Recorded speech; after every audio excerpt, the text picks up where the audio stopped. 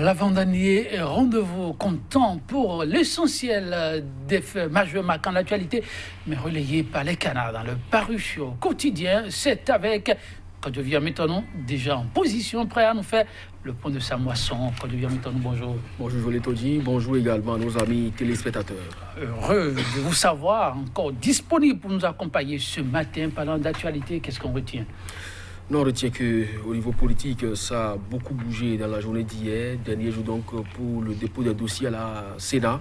Effectivement, les acteurs politiques, comme on l'a dit, ont réservé donc ce dernier ultime moment pour les actions devant concourir donc au communal à venir. De ce point de vue, 9 formations politiques ont pu donc franchir les portes de la Sénat à partir de 21h. Donc Emmanuel Tiando et les siens n'ont véritablement pas chômé. Je crois que c'est ça qui a largement dominé donc la presse ce matin. Ok, on va donc y aller.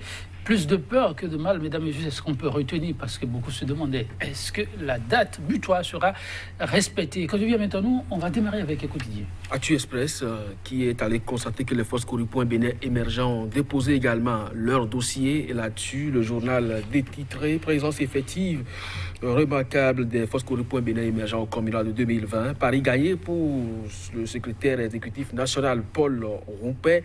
Et ça, il le doit donc à sa ténacité. C'est bien sûr Médéric François Gongo qui l'écrit. Et puis, sans qu'on ait pu voter pour le moment, bataille pour le contrôle de la mairie de Cotonou vers l'union sacrée de la mouvance autour de Atropo, écrit déjà le journal. L'Afrique en marche cette fois. Dépôt de dossier à la Sénat hier nuit. Les partis connus pour le 17 mai, BR, FCBU, PMPL, Mouel BNFC, BFC, BD, UDBN, PR, PER et puis PRD sont donc des partis qui ont déposé quand même leur dossier. On attend donc la validation par la Sénat. Et puis le journal L'Écho Info pour aboutir au même résultat. Patrice Talon a bétonné la chambre d'appel de la Crayette. Les mêmes magistrats décriés se retrouvent encore au niveau de la chambre d'appel. C'est un boulevard ouvert à la contestation élections communales et municipales du 17 mai 2020.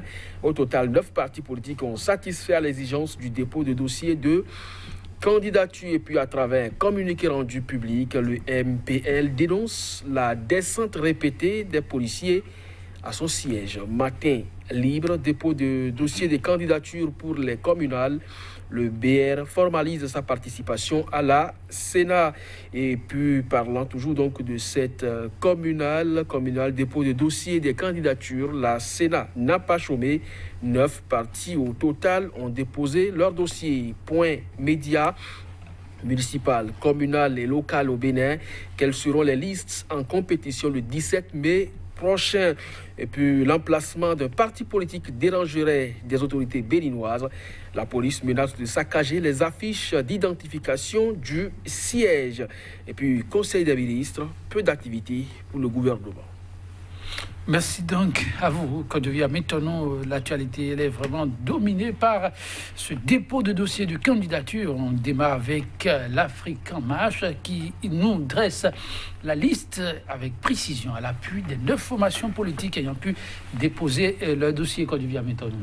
Oui, ça voudra dire qu'il y a des formations politiques ou du moins les acteurs de certaines formations politiques qui n'ont pas jugé utile donc de participer à ces élections parce qu'aujourd'hui dans la République, il y a tout au moins 12 partis politiques qui ont quand même répondu pour ce qui concerne leur certificat de conformité, donc qui sont en règle vis-à-vis des nouveaux tests qui régissent donc les élections en République du Bénin. Donc ceux-là, entre-temps, étaient déjà montés au créneau pour donner leur avis sur les prochaines élections.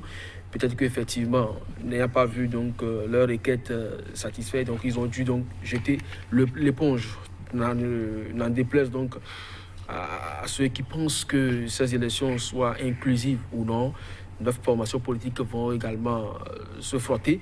On attend de voir le dépôt des dossiers, d'accord, mais il revient donc à la Sénat de trancher. Et donc le 17 mai, ce n'est pas évident que les 9 formations soient donc au rendez-vous. Maintenant, si les statistiques nous détrompe à la dernière minute. Je crois que ce serait donc bon pour la vitalité de la démocratie, parce que c'est aussi ça, la compétition. Dans le lot, il y a des formations qui se réclament de l'opposition, mais de quelle opposition véritablement? Je l'ai dit, les jours à venir vont davantage éclairer les uns les autres. Oui, les jours à venir vont nous édifier. Avant de passer à notre quotidien, si vous permettez, restant toujours dans la logique des mêmes faits, c'est l'Afrique en marche qui le mentionne. La bataille s'annonce rude pour les formations de la mouvance autour de Cotonou. Oui, il paraît qu'il y a même, parce que vous savez, depuis un certain temps, nous sommes dans un désert de compétences. Celui qui l'a dit, il est toujours à faire. Donc, ce n'est pas exclu que l'on aille chercher la compétence ailleurs, parce que c'était même dit que s'il faut venir payer cette compétence-là en France, on allait le faire. Maintenant, s'il faut aller chercher la compétence dans une région du pays pour l'importer dans une autre, je crois que cela ne dérangerait véritablement personne. Donc là-dessus, il y a aussi Actu Express qui est allé dans le même sens pour dire que, eh bien, il y a pratiquement l'union sacrée autour de la mouvance, donc autour d'un homme. Il parle de maire d'Uboïkon, lui qui a Tronco. Donc si l'Afrique en marche parle d'une bataille rude au niveau donc de cette mouvance présidentielle, on attend de voir pourquoi Cotonou va susciter autant donc de convoitises, une municipalité capitale. Je crois que ça doit pouvoir intéresser tout le monde. Mais quand on parle de la décentralisation, c'est quand même le pouvoir à la base. Et donc on attend de voir si vraiment Cotonou constitue le véritable enjeu. Oui, politique toujours, mais la journée n'aura pas été facile. En tout cas, pour aucune des formations, mais d'autres ont eu plus de soucis que certains points médias rapportent. La police qui menacerait de saccager les affiches d'une des formations en lice. Oui, tout à fait. C'est le parti de Sabi Sira. Korogoné, il est sorti de la prison, il a créé sa formation politique. D'aucuns pensent qu'une jeune formation politique de cet acabit ne pourrait quand même pas disposer d'un siège de ce standing-là. Donc, peut-être que la police s'est rendue donc, sur les lieux pour s'enquérir donc, des nouvelles informations à cet effet. Le gardien des lieux a été interrogé. Également, les occupants non plus sont passés donc à l'interrogatoire à la limite, et puis des photos ont été prises donc du bâtiment. Qu'est-ce que la police véritablement veut en faire? Lorsque vous donnez donc le certificat de conformité à une formation politique, ça voudra simplement dire qu'elle remplit les conditions pour exister légalement. Maintenant, se doter d'un siège, est-ce que cela devait poser problème? C'est pourquoi je crois que le journal, le Point Média a bien fait donc de titrer son emplacement dérangerait certaines autorités. Bon, aujourd'hui, la police s'y est rendue. On attend de voir donc les conclusions de cette enquête, de savoir véritablement si c'est l'emplacement qui dérange les autorités ou si c'est la personne du président de la formation politique qui dérange toujours, parce que Sabi Sira Korogoné, c'est lui qui a été l'initiateur de l'initiative de Niki, si vous permettez la tautologie. Ça lui a valu la prison.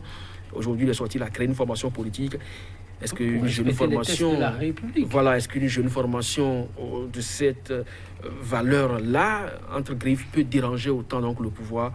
De toutes les façons, on attend les conclusions de cette enquête, parce que cette descente ne peut quand même pas être inopinée. On suit de près, quand je viens maintenant pour passer à autre sujet, mais celui-là aussi très important. L'éco-info qui rapporte les Béninois ont tout fait de souris trop tôt. De quoi s'agit-il? À faire réforme au niveau de la criette, le verre serait toujours dans le fruit. Oui, le journal estime que pour aboutir donc au même résultat, le Patrice Talon a bétonné la chambre d'appel de la Criette, parce que c'est ce qui a été réclamé à créé par beaucoup d'acteurs de droit.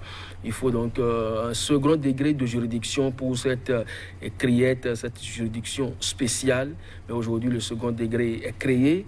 Mais avec qui comme acteur pour l'animer? La plupart des chambres, avec pour président, ceux-là qui étaient déjà au premier chef, donc au niveau de la naissance de la Criette, ça voudra simplement dire que c'est du même au même. Et donc on ne peut pas prononcer une sentence en première instance, et quand vous allez interjeter appel, les mêmes personnes vont se dédire. Donc ça voudra simplement dire que, effectivement, le journal L'Éco-Info peut-être croit déjà aller au-delà donc de l'information, mais ça semble un peu vrai. Les mêmes magistrats décriés se retrouvent donc encore au niveau de la chambre d'appel. C'est un boulevard ouvert à la contestation. Pratiquement, on a comme l'impression qu'on n'a pas encore réglé le problème. On l'a juste déplacé. On a juste déplacé. Il paraît qu'on a encore quelques minutes. Vous allez permettre qu'on revienne un peu sur les faits politiques avec Matin Libre. Oui, le journal, bon, je ne sais pas pourquoi, il estime que le BRC formalisé sa participation à la Sénat. Bon, peut-être une manière pour dire que, un peu comme les autres formations politiques, Abdoulaye Biotchane et ses hommes se sont donc conformés à la date butoir. Maintenant, focaliser donc l'attention sur le bloc républicain. Est-ce que c'est la seule formation politique en vue dans la République? Je l'ai dit, vous savez, lorsque vous êtes donc sur le terrain politique par ces temps d'élection, eh bien, les expressions, les places que vous occupez à la une des journaux également comptent pour beaucoup. Je crois que le ministre d'État n'a peut-être pas tort en s'affichant en manchette du journal Matin Libre. Toujours est-il que 9 formations politiques sont en compétition. On attend de voir ce que Manuel Tiando et ses lieutenants vont décider. Merci à vous, que je viens avec nos chers téléspectateurs. Vous l'avez compris, ce sera tout. On se donne rendez-vous demain.